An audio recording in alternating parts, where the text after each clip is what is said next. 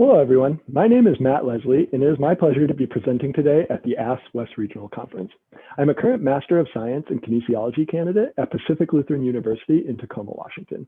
Today, I'm going to be presenting on a rock climbing practice called route mapping, which can be used as a guided imagery script for varying styles of rock climbing ascents. I'll begin today's presentation by giving a brief introduction to relevant rock climbing terminology to help those unfamiliar with the sport follow along. Next, I will provide an overview of literature of the psychophysiological influences on rock climbing performance before introducing the practice of route mapping as a tool to enhance one's route previewing abilities. And route preview is a skill the literature has highlighted as a key component to climbing performance. I will then highlight my application of route mapping as a guided imagery script in my role as a field instructor with the National Outdoor Leadership School. And today's presentation is going to end with a discussion of future research and practical applications with other climbing populations. So to begin, when discussing outdoor rock climbing, the type of climbing is differentiated based on the presence and type of equipment the climber is using to protect themselves in case of a fall. All the types of climbing outlined on this slide are forms of free climbing, which means that the climbers are relying on their own physical ability rather than the aid of equipment to make forward progress on their route. So the first type of climbing highlighted here is bouldering, which is climbing on relatively smaller rock formations without the presence of a rope to protect from a fall. Top roping, on the other hand, is when the rope is fixed to an anchor at the top of a route. Unless you are able to walk to the top of the route to set up the anchor and rope, rope climbing usually involves lead climbing. In lead climbing, the climber ties into the rope on the ground and climbs the route ground up, placing pieces of protection as they climb. Lead climbing is further differentiated into traditional or trad and sport climbing. In traditional climbing, the climber is placing their own pieces of protection into natural features of the rock, such as cracks in the rock face. In sport climbing, climbers are clipping into metal bolts and hangers that are permanently fixed to the wall. In both traditional and sport lead climbing, when a climber falls, they are caught when the rope gains tension on the last piece of protection they clip their rope into prior to taking a fall. So one's actual climbing performance is often differentiated based on the style of ascent or the climber's previous knowledge of the route before their attempt. So a route climbed in Onsight style refers to someone climbing a route without previously attempting to climb it or receive any information about it from other climbers. On the other hand, a Redpoint refers to a repeat ascent of a whole or partially climbed route.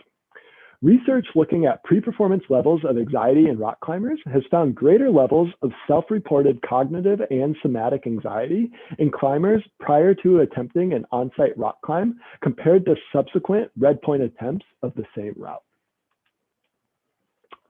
So a recent study by Sanchez and colleagues interviewed 10 expert climbers to understand what they believe to be the predictors of optimal sport climbing performance.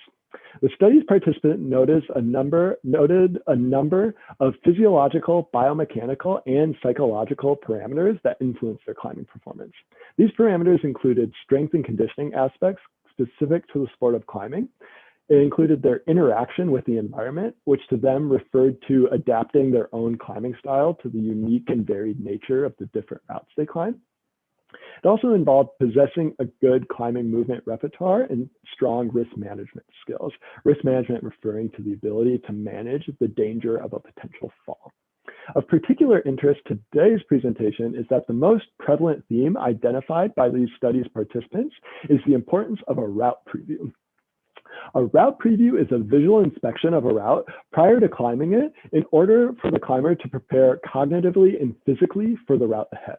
So in particular, the climbers of the study emphasized the importance of possessing skill in ascent strategy forecasting and ascent effort forecasting. So based on the data gathered from these interviews, Sanchez and colleagues developed a model highlighting the route preview process and how it leads to enhanced performance. And you can see that model here on this slide. As it notes, the route preview involves identifying the progressive movements of the potential climbing path, as well as identifying key resting opportunities for the climber to conserve energy. Put in other words, this planning period has the climber both forecasting their intended climbing path, as well as formulating a plan as to how they will be able to preserve energy as they navigate the route.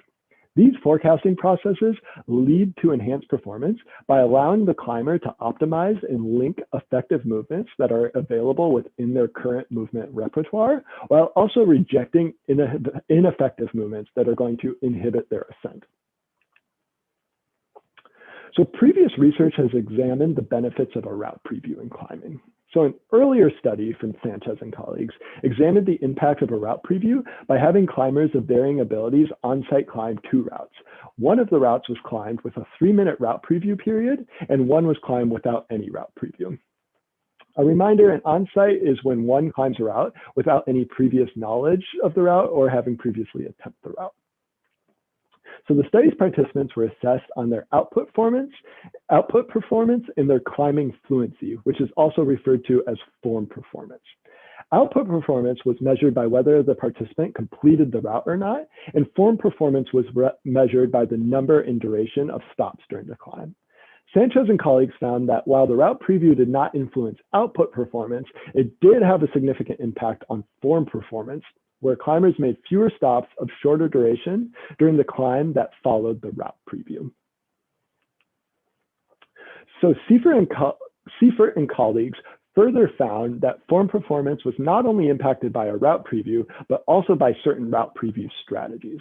So using eye tracking technology, route preview strategies were defined by the number and direction of visual scan paths during the route preview. This study, again, form performance was measured by duration and number of stops. This study found that climbers with greater form performance tended to employ relatively longer duration of ascending scan paths, so starting at the bottom of the route, working their way up, with a smaller number of total scan paths. Climbers demonstrating poor form performance were found to employ a greater total number of fragmented scan paths during their route preview. The research posits this is due to skilled climbers being able to more quickly and accurately pick up functional information on how to use the climbing holds to chain together movements in an ascending climbing path. This is supported by the findings of Boschker and colleagues, who conducted 2 studies using a recall task where the participants were instructed to reproduce a scale model of the location and orientation of 23 holds on a climbing wall. In both of the studies by Boschker and colleagues, more skilled climbers were able to reproduce the replica model in a shorter amount of time. The second study built on the first study by instructing the climbers to verbally process their decision-making throughout the recall task. The result of the verbal reports found that less experienced climbers focused exclusively on the perceived structural features of the climbing holds, whereas the experienced climbers tended to focus more on the functional features of the holds, such as how they could be reached, grasped, and utilized in order to link movements together as if they were climbing the route. So now that I've highlighted the literature examining the impact of route preview on climbing performance, I will introduce the tool of route mapping, which can aid in the development of a climber's ability to effectively use a route preview. Simply put, a route map is a hand-drawn map of an upcoming climb drawn from recall. For a Redpoint, this climb may be drawn from memory of a previous attempt on a route, and for an on-site, it would just be recalled from the visual route preview. So this idea of drawing a route map will be familiar to most climbers, as they will be similar in nature to the written topographic maps that are frequently found in climbing guidebooks. And you can see on the slide an example of both a hand-drawn route map as well as a climbing topo found in a local guidebook. A climber with familiarity of these topographic maps may use similar symbols and shorthand in constructing their own route map. And we'll have more on that in a moment. So in essence, the practice of drawing a route map is a tool to systematically develop a climber's route previewing skill in order for the climber to retain relevant information about their climb. In particular, drawing a route map forces individuals to deeply dissect the route to perceive affordances or possibilities for action and movement based on the relevant physical properties of the route. In addition to assisting one's route preview, the physical route map can also be used as a guided imagery script. While not extensive, the impact of imagery interventions has been examined in both novice and expert climbing populations. So in a study by Jones and colleagues, novice climbers were enrolled in a climbing training program that consisted of a control group performing a light exercise program and an experimental group consisting of an imagery intervention. This imagery intervention used a motivational imagery script that detailed a successful climb up the 5-meter route that both the control and the experimental groups were to be tested on. While the results of the study found the intervention to have no significant impact on climbing output performance, the experimental group reported significantly lower levels of perceived stress before and during the climb and higher levels of self-efficacy in their ability to execute the correct technique during their climb. Hardy and Kahlo further sought to test the impact various types of imagery had on experts' climbing performance. So in their study, 20 expert climbers were tasked with climbing 4 10-move boulder problems that were set at a grade or a level of challenge that the climbers would not be able to successfully climb the route on their first attempt. The climbers were divided into 4 different treatment groups based on the type of imagery they would practice prior to their climbs. There were 2 groups that utilized a kinesthetic imagery practice and 2 that did not. In each of those subgroups, one group employed an external visual perspective and one employed an internal visual perspective to their imagery practice. So measures in the study included recording the number of moves successfully completed on the route. The climber provided a subjective self-assessment of their own climbing performance, and a third-party judge also provided a subjective assessment, and this judge was blind to both the nature of the experiment and the experimental treatments.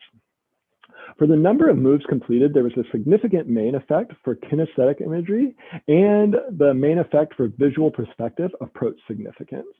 The self-assessment and the judge's assessment both found a main significant effect for kinesthetic imagery together with a main significant effect for the visual perspective.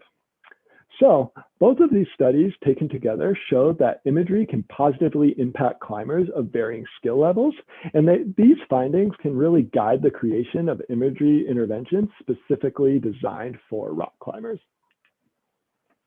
So as we move towards discussing the creation of an imagery intervention for climbers, I would first like to introduce the PETLEP model from Holmes and Collins. So the PETLEP model proposes that shared areas of the brain are activated during physical and imagined performance, a process defined as functional equivalence. PETLEP is an acronym which highlights the key elements of an imagery practice required to create the most functionally equivalent image possible. Elements of the PETLEP model align with many of the same elements in the aforementioned climbing imagery literature that were highlighted as positively impacting climbers' performance. The elements of the PETLEP model include the physical characteristics of the image. So in climbing, this could include having the climber wearing their harness and their chalk bag during their imagery practice as if they were physically going to climb the route. E stands for the environment, which in climbing involves imagining the physical characteristics of the route one is to climb in great detail. The first T stands for task, where climbers should imagine the relevant movements and attentional demands that are needed to successfully climb their route. This is where that kinesthetic element of imagery comes in, as if climbers can further ingrain the task by imagining the internal sensations and feelings of their muscles while they are performing the climbing movement. The second T refers to timing, which is considering differences between imagining the performance in real time compared to slow motion or sped up. While real time is seen as more functionally equivalent, slow motion can help individuals who are really looking to hone in on their form or various technical aspects of their performance.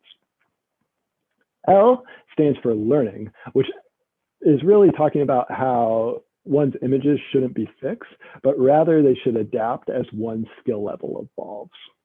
The second E stands for emotion, and this is really important for climbers, as climbers should specifically recognize and incorporate the image of emotion that they seek to experience while they are on their climbing wall. And the final P stands for perspective. Again, the findings of Hardy and Kahlo note that climbers, at least climbers of an expert skill level, benefit most from imagery using the external visual perspective. So I would now like to provide an applied example of how I have used route maps as part of a PetLep-informed imagery practice with recreational rock climbers. So prior to joining my graduate program, I spent the past 5 years working as a field instructor for the National Outdoor Leadership School.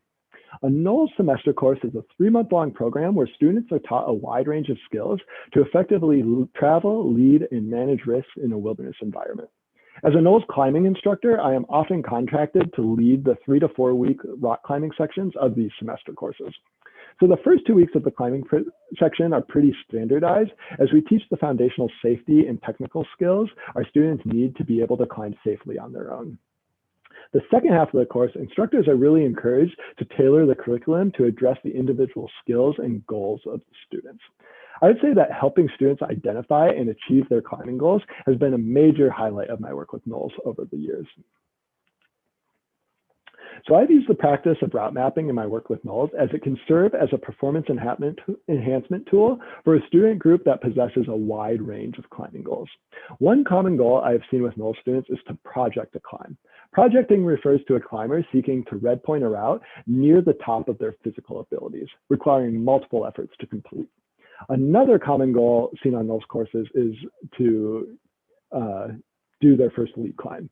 I would say that these are probably the 2 most commonly identified goals for NOLS students.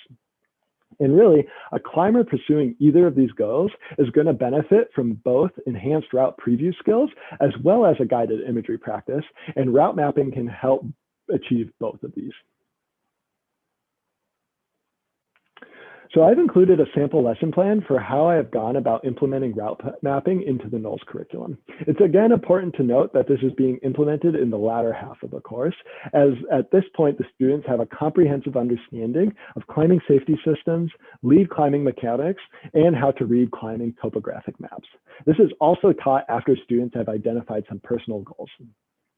I will discuss each of these steps in more detail, but the lesson begins by introducing the concept of route mapping and how to draw a sufficiently detailed map. After the maps are drawn, I then provide a brief introduction of imagery before facilitating an imagery practice using the route map as a guided script. After the imagery practice, the students climb the routes from their maps. The lesson ends with a debrief of the various aspects of the route mapping, imagery, and climbing process. So I begin this lesson with a discussion on the importance of previewing a route before the climb. I ask the students to brainstorm a list of things they are looking for and considering prior to attempting a route. I then highlight how the ability to recognize and act on these aspects is a crucial skill for climbers of all levels. Route mapping is then presented to them as a way to formally note the aspects that they are looking for in their route preview, with the intention of being able to retain this information while they are climbing. Again, as these students have been formally taught how to read topographic climbing maps, they are encouraged to use the symbols and shorthand that they have seen in various guidebooks when drawing their route maps. As I know these maps will be used for a subsequent imagery script, further instructions and recommendations based on the PetLep model are given to the students when drawing their maps. So for example, for environmental considerations, the students are instructed to draw the physical features of their route in as detailed a manner as possible. Considering the task, students are to note not just the key hand and foot placements, but also the movement between holds as well as opportunities for rest. In regards to emotion, students are encouraged to write arousal cues. For example, you can see on my route map provided here, I wrote a couple different times to breathe, where especially if a student is afraid of heights, it provides a good opportunity to remind them to take a breath and calm their nerves. And finally, again, in relation to the climbing task, students are encouraged to write instructional cues as they relate to their goals. So an example of this could be a student who is seeking to lead their first climb may note a cue to check to ensure that they have not back clipped their rope, which is a common safety mistake made by beginner sport climbers. So after the route maps are finished, I then provide a brief introduction to imagery. This provides defining imagery and highlighting the importance of the vividness and controllability of our images, and providing evidence as to how imagery can enhance performance in climbing and other performance domains. To hook the students on the value of imagery, I have previously shared an article of how Alex Honnold has used an imagery practice to prepare for his free solo ascent of El Capitan in Yosemite National Park. Many of our students are aware of this ascent because of the award-winning documentary Free Solo, which documents Alex's historic feat. So after developing this basic understanding of imagery and how it can benefit their climbing performance, we dive right into an imagery practice using their own route maps as a guided imagery script. So I begin the practice with the students closing their eyes, and I read a separate imagery script that walks them through the approach to their climb, them tying into their rope, and conducting a safety check with the belayer. This is a process that they go through prior to every climb they attempt. After they imagine their safety check, the students are then instructed to open their eyes, look at their route map, and imagine climbing the route as they have drawn it. In line with the PETLEP model, some additional instructions are given to the students to assist them in their imagery practice. This includes instructions to imagine climbing the route in real time and to maintain an external perspective as if they were watching a video recording of themselves climb. This external perspective allows them to focus on their form, which Hardy and Kahlo posit led to the greater performance from their sample of expert climbers. Also aligning with the findings from Hardy and Kahlo, the students are instructed to physically mimic the climbing movements as they're imagining themselves climbing the route, giving a kinesthetic element to their imagery practice. Upon finishing their imagery practice, time is set aside for all of the students to climb their route. As they are climbing, I am being intentional about taking note of the informal conversations they're having with their belayers and peers, as it's actually pretty fun because they tend to get really excited and animated about how accurate their map and imagined sequence was compared to their actual climb. So once every student has had an opportunity to climb the route, we finish the lesson with a debrief or a reflection period. It is here that I ask the students to conduct a few self-evaluations. The first is asking them how close their route map was to the actual route they climbed. I specifically ask them to consider what they may have missed that could have made the map more effective. It is important here to get them to think beyond the physical features of the route and to also consider the various arousal or instructional cues that could have aided their performance. Next, I ask them to consider key similarities and differences between the imagined climb and their actual climbing performance. The discussion ends by getting the students to highlight the specific ways, either the physical act of drawing their route map or the subsequent imagery practice prepared them for their climb. While this has only served as a standalone lesson in my work with NOLS, I always encourage the students to use the route mapping or imagery practice throughout the remainder of their course. So while the debrief at the end of the lesson provides anecdotal accounts of the effectiveness of route mapping and imagery practice, empirical testing would provide greater understanding as to how this practice is truly benefiting climbers. So a potential future study may compare climbers under a control condition to an experimental condition of completing this route mapping and imagery exercise. The measures comparing the experimental and control groups should include both measures of outcome and form performance. As an implied recommendation, there is great potential in using a route map as an imagery script as part of a pre-performance routine in on-site climbing competitions. In these competitions, climbers are given a designated route preview period and are subsequently moved to an isolation stage where they are visually separated from the route they are going to climb. In this isolation phase, climbers are waiting anywhere from a few minutes to over an hour to perform, depending on the competition. A route map drawn in isolation can be a great tool to help a climber retain the information gleaned from the route preview, and the subsequent imagery practice can help the climber enter and maintain their optimal performance state while they are waiting in isolation. And that concludes my presentation. I really want to thank the conference organizers for putting on this wonderful event and for including my work.